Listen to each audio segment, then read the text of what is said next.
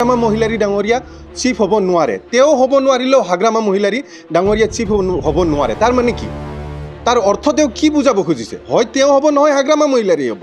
স্পষ্ট কথা। তেওঁ কৈ আছে মই নহ'লেও হাগ্ৰামা মহিলাৰী নহ'ব। এনেকুৱা তাৰ মানে চিফ কি বেলেগ ধৰণে হ'ব নেকি? চবেই বুজে প্ৰমোদ বড়ো ডাঙৰীয়াইহে ৰাইজৰ দ্বাৰা নিৰ্বাচিত হোৱা চিফ নহয়। তেওঁ চাল চক্ৰান্ত কৰি নিৰ্বাচিত হোৱা চিফ। যোৱাকালি প্ৰমোদ বড়ো ডাঙৰীয়াই প্ৰেছৰ আগত আহি কেইটামান ষ্টেটমেণ্ট দিলে আৰু ৰঙালী বিহুৰ শুভেচ্ছা বুলি তেওঁ এই ষ্টেটমেণ্টখিনি দিলে।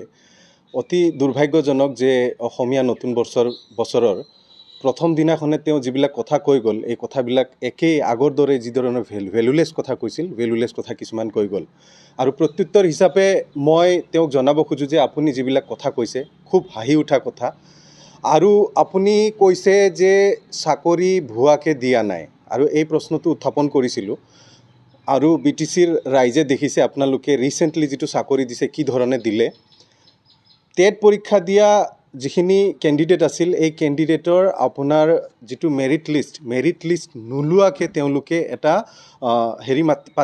ইণ্টাৰভিউ পাতি পেলাই ইহঁতক চাকৰি দিয়া হ'ল। আৰু চাকৰিত কাট অফ মাৰ্ক যিটো বহুত কাট অফ মাৰ্ক এনেকুৱা ওলাল যিবিলাকে পাব লাগিছিল পোৱা নাই। আৰু এইটো আমি কোৱা কথা নহয়, BTCৰ বিভিন্ন অঞ্চলৰ ৰাইজৰ ফালৰ পৰা আমাক এই বিষয়ে প্ৰশ্ন উত্থাপন কৰিছে। আৰু তেওঁলোকৰ হৈ আমি এই প্ৰশ্নটো উত্থাপন কৰিছিলোঁ চৰকাৰক, প্ৰমোদ বড়ো ডাঙৰীয়াক, যে আপোনালোকে কেনেকৈ এই চাকৰিবিলাক দিলে। মই চাকৰি পোৱা মানুহবিলাকক ভুৱা বুলি কোৱা নাই, চাকৰি দিয়া পদ্ধতিটোহে ভুৱা বুলি কৈছোঁ।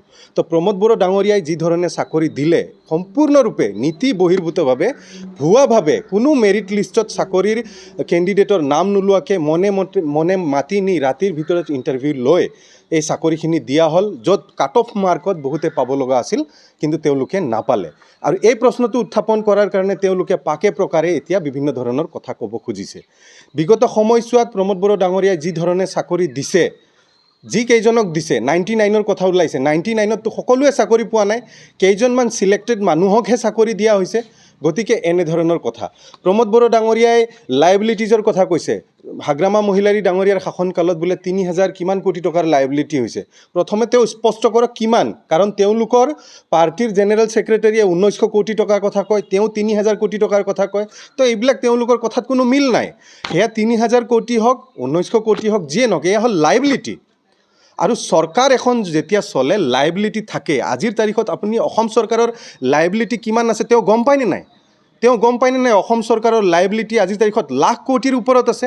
যে চৰকাৰ এটা কণ্টিনিউৱাছ প্ৰচেছ, সেই লাইবিলিটিখিনি মানে কাম কৰিছিল, ৱৰ্ক অৰ্ডাৰ পাইছিল, ডাবল এ হৈছিল, আৰু ডাবল এ হোৱাৰ পিছত যদি কাম হোৱাৰ পিছত সেই লাইবিলিটিখিনি থাকি গৈছে, কণ্টিনিউৱাছ প্ৰচেছ হিচাপে তেওঁ এই লাইবিলিটিখিনি মাৰিব লাগিছিল।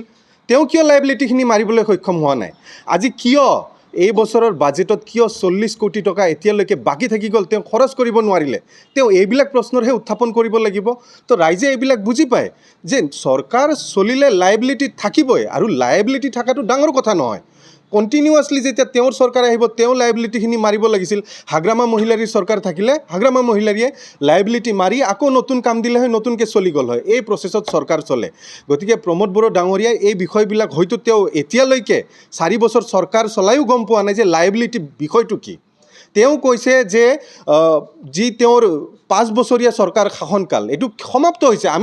মই নিজে ষ্টেটমেণ্ট দিছিলোঁ, মই তেওঁৰ চৰকাৰ শেষ হ'ব বুলি কোৱা নাই, কিন্তু ফাইনেন্সিয়েল যিটো বাজেট, বিত্তীয় বাজেট তেওঁৰ শেষ হ'ব এই কথাষাৰহে কৈছোঁ। তেওঁ এই কথাষাৰ বুজি পায়নে নাই? তেওঁৰ চৰকাৰ 2020 চনত আহিছিল, 21 চনৰ মাৰ্চ মাহত তেওঁ প্ৰথম বাজেটৰ হিচাপ দিছে, 22 চনৰ মাৰ্চত তেওঁ দ্বিতীয় বাজেটৰ হিচাপ দিছে, 23 চনৰ মাৰ্চত তেওঁ তৃতীয় বাজেটৰ হিচাপ দিছে, 24 চনৰ মাৰ্চত তেওঁ চতুৰ্থ বাজেটৰ হিচাপ দিছে, আৰু 25 চনৰ মাৰ্চ যিটো অতিক্ৰম কৰিলে এইটো পঞ্চম বাজেটৰ তেওঁ হিচাপ দিলে। আৰু ডেম'ক্ৰেটিক নিৰ্বাচিত চৰকাৰ এটাই 5টা ফাইনেন্সিয়েল ইয়াৰ পায়, 6টা ফাইনেন্সিয়েল পালেতো নহ'ব, কাৰণ এটা চৰকাৰে 5 বছৰ সময় পায়। গতিকে 5 বছৰৰে তুলনা হ'ব। তেওঁ 5 বছৰৰ হিচাপ দিলে, তেওঁ কি ধৰণে 6টা বছৰৰ হিচাপ দিব? তেওঁ যদি ভুলতো যদি তেওঁ পুনৰাই চিফ হয়, তেতিয়াহ'লে তেওঁ পৰৱৰ্তী চিফ হিচাপেহে তেওঁ হিচাপ দিব। তেওঁ এইবাৰৰ চিফ হিচাপে হিচাপ দিব নোৱাৰে, কাৰণ পৰৱৰ্তী বাজেটটো হ'ব 2026 চনৰ মাৰ্চ মাহত। তো 26 চনৰ মাৰ্চত তেওঁ চিফ হৈ থাকিব নোৱাৰে, তেওঁ হিচাপ দিব পাৰিব নেকি? তেওঁতো হিচাপ দিব নোৱাৰে। গতিকে এইষাৰ কথাই কোৱা হৈছে গতিকে তেওঁ কি ধৰণে কথা কয় কি কৈ আছে ৰাইজক তেওঁ এতিয়া এনেকৈ ভাবিব নালাগে আগত যেনেকৈ ডিভাইড আছাম 50-50 বুলি কয় লাখ লাখ জনতাক যে পিছত আনিব পাৰিছিল কথাৰ চলেৰে এই কথাৰ চল তেওঁ নাই এই ক্ষমতা তেওঁৰ নাই এতিয়া তেওঁ এনেকৈ লাখ লাখ জনতাত তেওঁৰ কথাত ভুল নাযায় তেওঁ কৈ আছে কি হাগ্ৰামা মহিলাৰী ডাঙৰীয়া চিফ হ'ব নোৱাৰে তেওঁ হ'ব নোৱাৰিলেও হাগ্ৰামা মহিলাৰী ডাঙৰীয়া চিফ হ'ব নোৱাৰে তাৰ মানে কি তাৰ অৰ্থ তেওঁ কি বুজাব খুজিছে হয় তেওঁ হ'ব নহয় হাগ্ৰামা মহিলাৰী হ'ব স্পষ্ট কথা তেওঁ কৈ আছে মই নহ'লেও হাগ্ৰামা মহিলাৰী নহ'ব এনেকুৱা তাৰ মানে চিফ কি বেলেগ ধৰণে হ'ব নেকি কোনোবা বেলেগ হ'ব নেকি তো এই কথাবিলাক তেওঁ স্পষ্ট কৰিব লাগে তেওঁ কৈ আছে যে ৰাইজে BTCৰ চিফ নিৰ্বাচিত কৰিব 2020 চনতেই BTCৰ ৰাইজে কাক নিৰ্বাচিত কৰিছিল 17খন আসন পাই সৰ্বাধিক আসন পাই হাগ্ৰামা মহিলাৰী পাইছিল BTCৰ ৰাইজে 2020 চনতেই হাগ্ৰামা মহিলাৰীকে বিচাৰিছিল তেওঁতো 12খন আসন পাইছিল বিজেপিয়ে 9খন আসন পাইছিল GSPয়ে এখন পাইছিল কংগ্ৰেছে এখন পাইছিল গতিকে তেওঁকতো ৰাইজে নিৰ্বাচিত কৰা নাছিল ৰাইজে 2020 চনতো হাগ্ৰামা মহিলাৰীকে BTCৰ চিফ হিচাপে নিৰ্বাচিত কৰিছিল আৰু এইবাৰো ৰাইজে সেইটোই বিচাৰি আছে BTCৰ ৰাইজৰ হাতত যদি BTCৰ চিফ বনোৱাৰ ক্ষমতা থাকে ৰাইজে এইটোই বিচাৰি আছে আৰু BTC অঞ্চল ইয়াৰ ৰাজনীতি সবেই বুজে BTCৰ ৰাজনীতি সবেই বুজে প্ৰমোদ বড়ো ডাঙৰীয়াইহে ৰাইজৰ দ্বাৰা নিৰ্বাচিত হোৱা চিফ নহয় তেওঁ সাল চক্ৰান্ত কৰি নিৰ্বাচিত হোৱা চিফ আৰু 2025ৰ যিটো ছেপ্টেম্বৰ মাহৰ যিটো নিৰ্বাচন হ'ব এই নিৰ্বাচনত প্ৰমোদ বড়ো ডাঙৰীয়া ৰাইজৰ আশাত চিফ হৈ থাকিম বুলি ভাবা নাই তেওঁ এইটো ৰাইজেও বুজি পায় তেওঁ কি ধৰণে চিফ হ'ব বিচাৰে তেওঁ কি ধৰণৰ চক্ৰান্ত কৰি চিফ হ'ব বিচাৰে এইটো ৰাইজে ভালকৈ বুজি পায় BTCৰ ৰাইজে বিভিন্ন জাতি জনগোষ্ঠীৰ ৰাইজে হাগ্ৰামা মহিলাৰীক পুনৰাই BTCৰ চিফ হোৱাটো বিচাৰিছে প্ৰমোদ বড়ো ডাঙৰীয়াই আমাক ক'ব খুজিছে আমি কেনেধৰণৰ ৰাজনীতি কৰোঁ তেওঁলোকৰ যি IT চেল এই IT চেলে দুদিন আগতে হাগ্ৰামা মহিলাৰীৰ যি মৰ্ফ ভিডিঅ' এডিট কৰি ফেলে বিভিন্ন জাতি জনগোষ্ঠীৰ প্ৰতি কি ধৰণৰ মেছেজ দিব খুজিছিল এইটো কি প্ৰমোদ বড়ো ডাঙৰীয়াৰ অজানিতে হৈছে এইটোতো প্ৰমোদ বড়ো ডাঙৰীয়াৰ অজানিতে হোৱা নাই কাৰণ সমগ্ৰ UPPL দলৰ যিবিলাক ছ'চিয়েল মিডিয়াত এক্টিভ সকলোৱে মিলি একেলগে হাগ্ৰামা মহিলাৰী ডাঙৰীয়াৰ যিটো এডিটেড ভিডিঅ' প্ৰচাৰ কৰিছে এইটো কি প্ৰমোদ বড়ো ডাঙৰীয়াৰ নিৰ্দেশত হোৱা নাই জানো তেওঁৰ এপ্ৰুভেলত হোৱা নাই জানো নাই হোৱা যদি তেওঁ নাই হোৱা বুলি কওক কিহৰ কাৰণে তেওঁ হাগ্ৰামা মহিলাৰী ডাঙৰীয়াৰ এডিটেড ভিডিঅ' প্ৰচাৰ চলাই আমাক বুজাব খুজিছে ৰাজনীতি কেনেদৰে কৰে ভুৱা ৰাজনীতি তেওঁহে কৰে তেওঁ ভুৱা ৰাজনীতি কৰি আছে আজি তেওঁ কওক এভিকশ্যনৰ নটিচ তেওঁৰ চৰকাৰে দিয়া নাই নেকি স্পষ্ট কৰক ৰাইজৰ আগত বহাগ মাহত আৰু এবাৰ আহক তেওঁ নৱবৰ্ষৰ শুভেচ্ছা BTCবাসী ৰাইজক আৰু এবাৰ দিয়ক সকলোকে বৈশাগুৰ শুভেচ্ছা আকৌ দিয়ক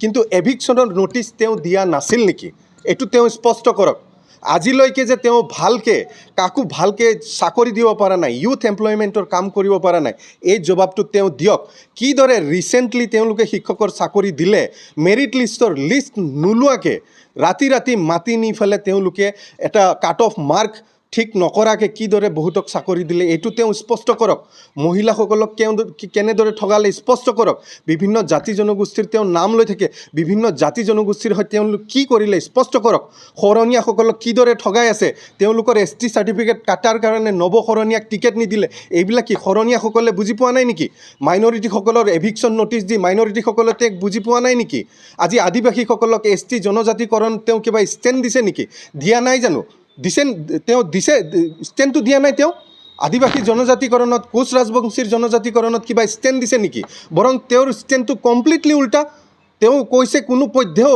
আদিবাসী আৰু কোচ ৰাজবংশীক ST দিব নালাগে এইটো তেওঁৰ স্থিতি বিভিন্ন জাতি জনগোষ্ঠীক লৈ গতিকে এইবিলাক স্পষ্ট প্ৰমোদ বড়ো ডাঙৰীয়াই চলাহী কথাৰে মানুহক আৰু যে ভুৱাকৈ চলাব পাৰিব এইটো অসম্ভৱ তেওঁ নোৱাৰে তেওঁৰ কথাৰ আজিৰ তাৰিখত ভেলু নাই তেওঁৰ কি কৰিব পাৰিলে আজিৰ তাৰিখত হিচাপ দিয়ক ফলছ প্ৰপাগাণ্ডা মিছা প্ৰপাগাণ্ডা এডিটেড ভিডিঅ' এইবিলাক প্ৰচাৰ চলোৱা তেওঁ বন্ধ কৰক তেওঁৰ যি ভেৰণীয়া গুণ্ডা বাহিনী আছে এইবিলাকক